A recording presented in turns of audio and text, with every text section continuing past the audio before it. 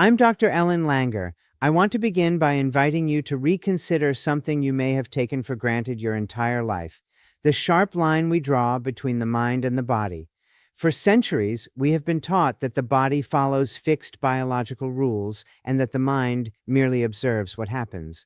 Yet my work at Harvard has shown again and again that this separation is not only artificial, it is limiting. When we change how we think, we often change what our bodies are capable of doing. For most of our lives, we move through the world on automatic pilot. We accept labels, diagnoses, age, and limitations as facts, rarely questioning them. But the moment we become mindful, when we actively notice, question, and engage with our experiences, we begin to see that the body is far more responsive to the mind than we were ever led to believe. What we expect, what we notice, and how we interpret our experiences shape our physical reality in profound ways. In my research, I have seen that when people change the meaning they assign to their circumstances, their bodies respond accordingly. Individuals who were told they were aging began to act older, weaker, and slower.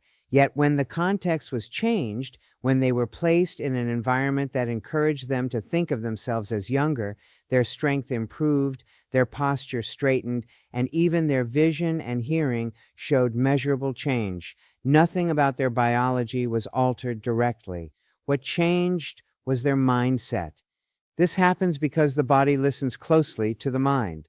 Stress, for example, is not just a physical reaction. It is deeply influenced by how we interpret situations. When we see a challenge as a threat, our bodies tighten, our immune systems weaken, and our energy drains away. But when the same challenge is seen as manageable or meaningful, the body responds with resilience. The heart functions differently, hormones shift, and the body prepares not to break down but to rise. What is most important to understand is that this is not about positive thinking or pretending problems do not exist. It is about awareness. Mindfulness gives us choice. Instead of reacting automatically, we can notice new distinctions, explore alternative perspectives, and open ourselves to possibility. In doing so, we stop reinforcing limitations that were never truly fixed to begin with. Every label we accept, too old, too weak, too stressed, too limited, quietly instructs the body on how to behave. When we loosen our grip on these labels, we give the body permission to respond in new ways. Health becomes more dynamic. Energy becomes more accessible. Even pain and fatigue can shift when we change the story we tell ourselves about what is happening. Every day, whether you realize it or not, you are telling your body a story, and your body is listening with absolute loyalty. The words you repeat in your mind, the labels you casually accept, and the expectations you carry quietly shape how your body functions, heals, and performs. If you wake up and immediately tell yourself you are exhausted, overwhelmed, or falling behind, your body does not question that narrative. It aligns with it. Muscles lose energy, posture softens, attention narrows, and fatigue becomes real, not because it was inevitable, but because it was instructed. What most people never recognize is that this process happens long before biology takes over. The mind speaks first and the body responds second. Consider how quickly your physical state can change based on interpretation alone. Think of a moment when fear made your heart race, your palms sweat, and your breath shorten. Nothing physically touched you, yet your body reacted as if danger were present. Now imagine the opposite: how excitement can energize you, sharpen your focus, and make fatigue disappear. The situation may be identical, only the story changes. This is not imagination. This is the body responding to meaning. Your physiology is not simply reacting to events, it is reacting to the meaning you assign to those events. From childhood, we are taught powerful narratives about what our bodies can and cannot do. We learn what aging is supposed to look like, how stress is supposed to affect us, and what limitations are normal. Over time, these ideas become internal commands. When someone says, "At my age, this is expected," the body complies. When someone believes, "I'm just not built for this," the body pulls back. These are not neutral thoughts, they are instructions, and the body is remarkably obedient. The danger lies in how casually these stories are repeated. A single thought may seem harmless, but repetition turns belief into habit, and habit into physical reality. Tell yourself often enough that you are fragile, and your movements become cautious. Tell yourself you are strong, capable, and adaptable, and your body begins to organize itself around that expectation. Strength shows up differently, pain is interpreted differently, endurance changes. The body is not being forced, it is being guided. What makes this so powerful is that the story does not need to be dramatic to be effective. It only needs to be consistent. A quiet assumption repeated daily can be more influential than a loud declaration made once. This is why people can unintentionally train their bodies toward decline without ever noticing the moment it began. The mind whispers, the body obeys, and the result feels inevitable. Yet this same mechanism is also the doorway to change. The moment you become aware of the story you are telling, you gain the ability to revise it. Awareness interrupts autopilot. It creates space between thought and reaction. In that space, new possibilities emerge. Instead of "I can't," the question becomes "what if?" Instead of "this always happens," the mind asks, "does it have to?" These small shifts are not cosmetic. They alter how the body prepares, responds, and recovers. The most important realization is that you do not need to convince your body with force or discipline alone. You need to speak to it differently. When the story changes from limitation to curiosity, from certainty to openness, the body responds with flexibility. Energy appears where fatigue once lived. Resilience replaces fragility. This is not about denying difficulty or pretending everything is easy. It is about recognizing that your body is not fixed to the past. It is constantly updating itself based on what the mind tells it to expect next. Most people believe they are making conscious choices throughout the day, yet much of life is lived on autopilot. Reactions occur before reflection, habits run without permission, and assumptions quietly decide outcomes. The mind moves quickly to familiar patterns because certainty feels efficient and safe. But this efficiency comes at a cost. When awareness is absent, control is surrendered. The moment you stop noticing, your past begins to run your present. And this is where power is either lost or reclaimed.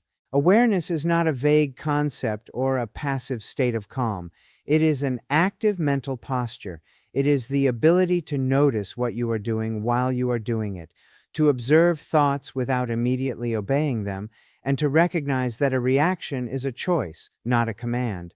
When you become aware, even briefly, you interrupt the automatic chain between stimulus and response. That interruption is where freedom lives. Without it, the same patterns repeat themselves, often disguised as personality, fate, or circumstance.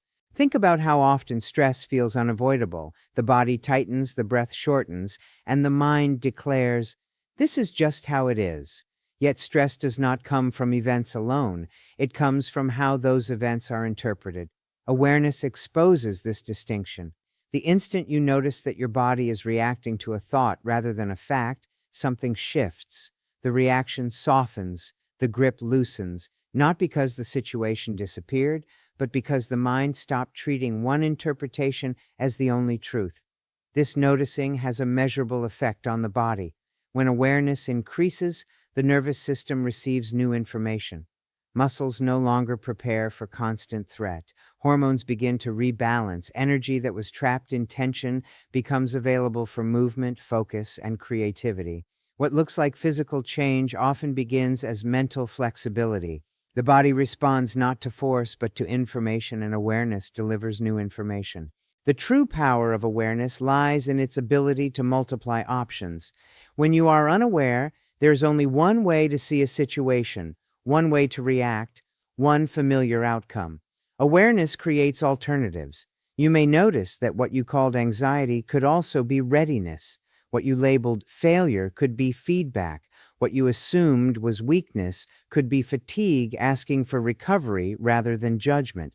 Each new distinction expands choice, and with choice comes agency. Many people wait for confidence, clarity, or motivation before they change. Awareness reverses that order. You do not need to feel powerful to act with awareness. Awareness itself generates power. The simple act of noticing how you speak to yourself, how quickly you conclude, how often you default to certainty, begins to reshape behavior. Small shifts accumulate.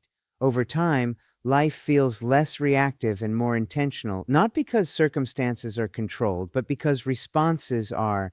What makes awareness transformative is that it is always available. It does not require perfect conditions, more time, or a different personality. It requires willingness to notice.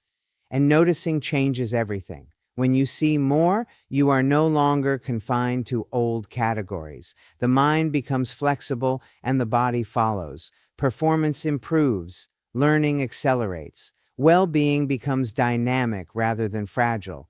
Increased awareness does not remove difficulty from life, but it changes your relationship to it.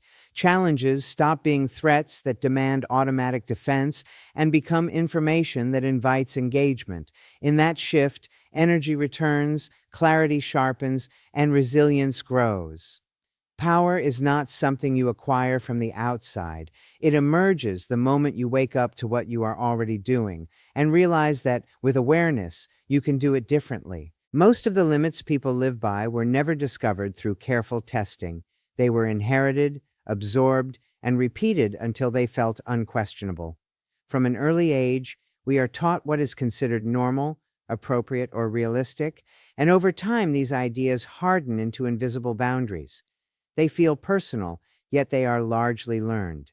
The mind accepts them quietly, and the body adapts as if they were facts.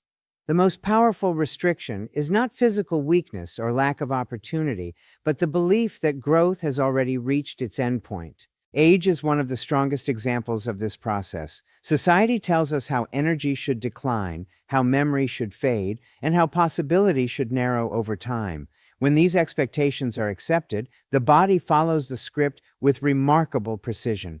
Movement becomes cautious, recovery slows, and curiosity fades, not because it must, but because the mind expects it to. The body responds to expectation more than to chronology. When the expectation changes, the pattern often does as well. These learned limits are reinforced daily through language. Phrases like, "That's just how I am," or "people like me don't do that," sound harmless, yet they carry enormous authority. Each time they are repeated, the brain stops exploring alternatives. The nervous system prepares for less, not more. Over time, possibility feels unrealistic, even threatening. What once was a belief becomes a boundary, and the boundary becomes behavior. The most striking thing about learned limits is how rarely they are questioned. People test their phones, their technology, their strategies, but rarely test their assumptions about themselves. The mind prefers certainty, even limiting certainty, over the discomfort of the unknown. Yet growth lives in that discomfort. The moment a limit is examined rather than obeyed, it begins to loosen. Not all limits disappear, but many reveal themselves to be far more flexible than they appeared. When someone steps outside a long-held belief, the body often responds immediately. Confidence changes posture. Curiosity alters attention. Energy increases simply because effort is no longer being wasted on self-protection. What feels like a sudden breakthrough is often the release of a restriction that was never necessary. The mind stops saying no by default, and the body stops preparing for failure in advance. This does not mean ignoring reality or denying challenge. It means recognizing that many constraints are contextual rather than absolute. A skill not learned yet is mistaken for inability. Temporary fatigue is labeled as permanent weakness. A past failure becomes a lifelong identity. These interpretations feel logical, but they are not fixed truths. They are conclusions drawn from limited data, and the body behaves according to those conclusions. When limits are reframed as provisional rather than permanent, behavior changes. Effort becomes exploratory rather than defensive. Mistakes become information rather than evidence of inadequacy. The body becomes more responsive because it is no longer bracing against imagined walls. Strength, creativity, and resilience emerge not from pushing harder, but from removing unnecessary resistance. What makes this shift so powerful is that it restores a sense of movement in life. Stagnation is not caused by lack of ability. It is caused by certainty about what cannot change. When that certainty is replaced with curiosity, progress becomes possible again. The mind opens, the body follows, and growth resumes in ways that feel natural rather than forced. Limits lose their authority the moment they are seen for what they truly are. Not fixed realities, but learned ideas that can be questioned, updated, and in many cases left behind. The most empowering realization is this: you do not need to wait for your body to change before you change your life. Often, the change begins in the mind and the body follows. By becoming more mindful, more curious, and less certain about your supposed limits, you invite flexibility back into your health and your experience of living. Your mind is not a passive observer of your body. It is an active participant, constantly shaping how you feel, how you heal, and how you age.